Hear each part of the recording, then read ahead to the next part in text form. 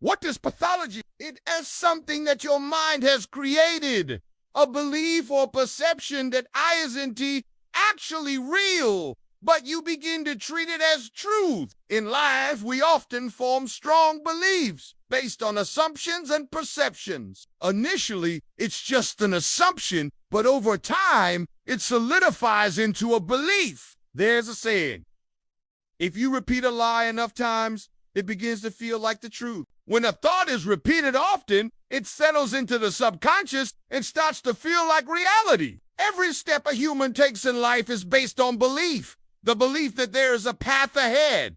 If we don't believe there's a way forward, we wouldn't move. The knowledge in our minds is divided into two parts: realities and myths. Successful people are those who identify and solve their myths, ultimately arriving at the truth. On the other hand, those who don't progress in life are often surrounded by many myths and very little reality. Let me give you an example. There's a myth: hard work always brings results. Is that always true? Logically speaking, sometimes hard work pays off, and sometimes it doesn't. That may sound true, and if we accept it at face value, one might wonder, why even work hard then? But let me challenge your thinking. Sometimes hard work doesn't bring a result, but it always brings learning. Success is a result, and failure is also a result. Not in the form of success, but in the form of a lesson. That lesson might be more valuable than a university degree.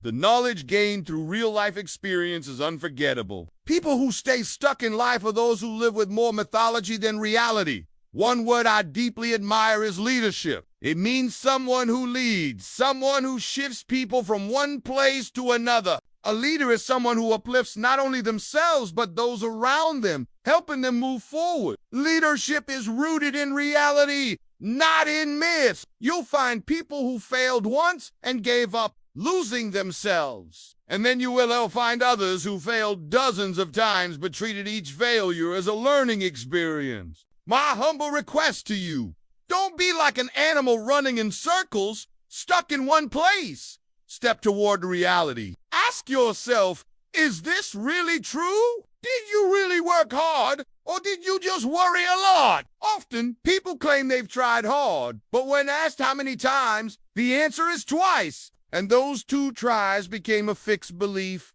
a myth in their minds. Converge your myths into realities through effort and reflection. Start by examining your thoughts, ideas, circumstances, and experiences. Ask, is this real? Children, if you begin living in reality, you will become more confident. No hard work ever goes to waste. If God doesn't give you the results you hoped for, He gives you learning, and that learning matures you. Then you try again, and this time you go further.